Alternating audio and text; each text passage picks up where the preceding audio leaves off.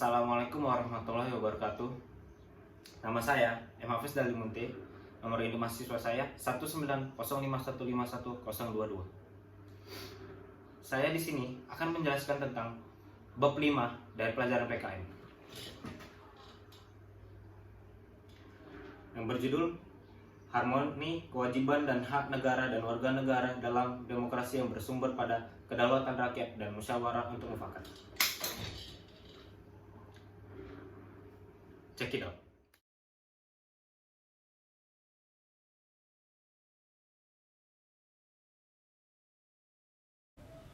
Menelusuri konsep dan urgensi harmoni, kewajiban dan hak negara dan warga negara. Dalam tradisi budaya Indonesia semenjak dahulu, tatkala wilayah Nusantara ini diperintah raja-raja, kita lebih mengenal konsep kewajiban dibandingkan konsep hak. Konsep kewajiban selalu menjadi landasan aksiologis dalam hubungan rakyat dan penguasa. Rakyat wajib patuh kepada titah raja tanpa reserve sebagai bentuk penghambaan total. Keadaan yang sama berlangsung tatkala masa penjajahan di Nusantara, baik pada masa penjajahan Belanda yang demikian lama maupun masa pendudukan Jepang yang relatif singkat. Berikutnya, B. Menananya alasan mengapa diperlukan harmoni kewajiban dan hak negara dan warga negara Indonesia.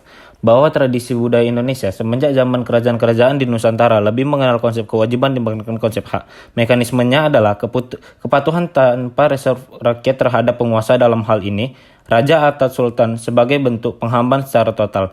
Keadaan yang sama berlangsung tatkala masa penjajahan di Nusantara, di mana horizon kehidupan politik daerah jajahan mendorong aspek kewajiban sebagai postulat ide dalam praksis kehidupan politik, ekonomi, dan sosial budaya.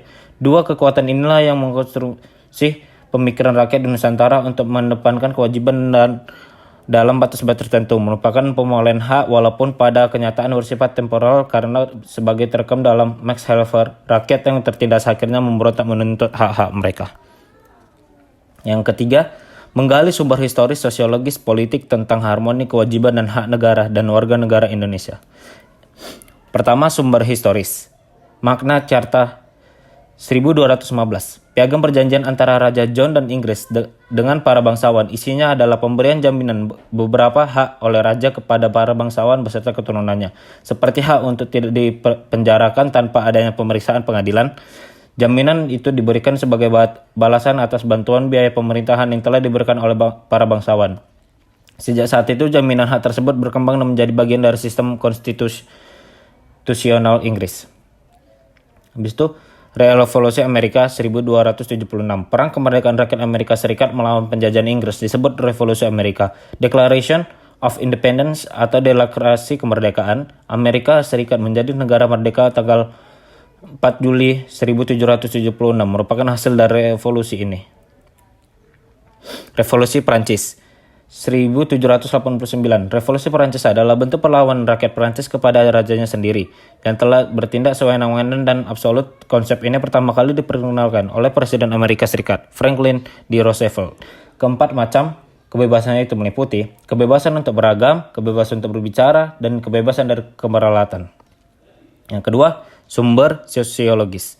Mencoba membaca situasi pasca reformasi, sekarang ini terdapat beberapa gejala sosiologis fundamental yang menjadi sumber terjadinya berbagai gejolak dalam masyarakat kita. Sumber terjadi berbagai gejolak dalam masyarakat kita saat ini adalah akibat munculnya kebencian sosial budaya terselubung. Gejala ini muncul dan semakin menjadi-jadi pasca runtuhnya rezim Orde Baru.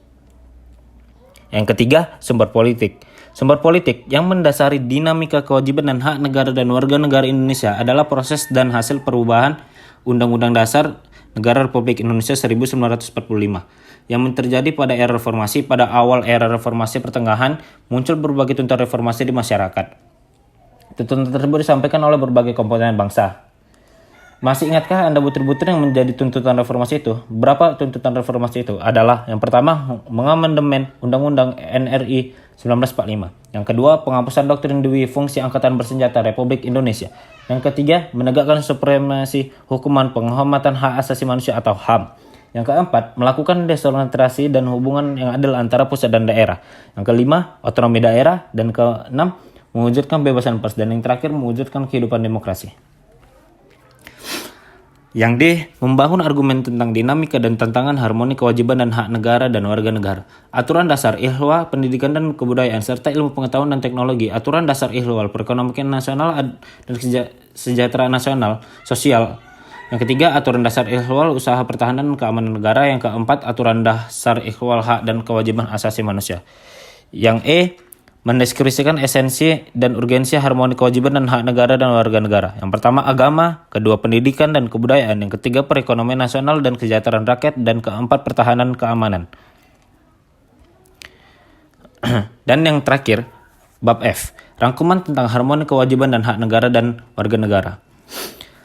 Ada 5 poin yang bisa kita ambil. Yang pertama, hak adalah kuasa untuk menerima atau melakukan suatu semestinya diterima atau dilakukan melulu oleh pihak tertentu dan tidak dapat oleh pihak lain manapun. Yang kedua, hak dan kewajiban warga negara merupakan wujud dari hubungan warga negara dengan negara. Yang ketiga, hak dan kewajiban warga negara dan negara Indonesia diatur dalam Undang-Undang NRI 1945 mulai pasal 27 sampai 34, termasuk di dalamnya ada hak asasi manusia dan kewajiban dasar manusia. Dan keempat, sekalipun aspek kewajiban asasi manusia jumlahnya lebih sedikit jika dibandingkan dengan aspek hak asasi manusia sebagai tertuang dalam Undang-Undang 1945. Kelima, dan hak dan kewajiban warga negara adalah negara mengalami dinamika terbukti adanya perubahan-perubahan dalam perusahaan pasal-pasal Undang-Undang 1945. Keenam, jaminan akan hak dan kewajiban warga negara dan negara dengan segala dinamika upaya berdampak pada terpenuhnya 1944 keseimbangan dan harmonis antara hak dan kewajiban negara dan warga negara. Cara praktik kewarganegaraan diatur dalam Undang-Undang NRI tahun 1945. Adapun rincian lebih lanjut diatur dalam suatu undang-undang. Misalnya hak dan kewajiban bidang pendidikan sebagai muat dalam pasal 31 dijabarkan lagi dalam Undang-Undang Nomor 20 Tahun 2003 tentang Sistem Pendidikan Nasional, Undang-Undang Nomor 14 Tahun 2005 tentang Guru dan Dosen, Undang-Undang Nomor 12 Tahun 2012 tentang Pendidikan Tinggi. Sekian dari penjelasan saya. Mohon maaf apabila ada kekurangan. Mohon ampun kepada Tuhan Yang Maha Esa. Mudah-mudahan bisa bermanfaat bagi yang menonton.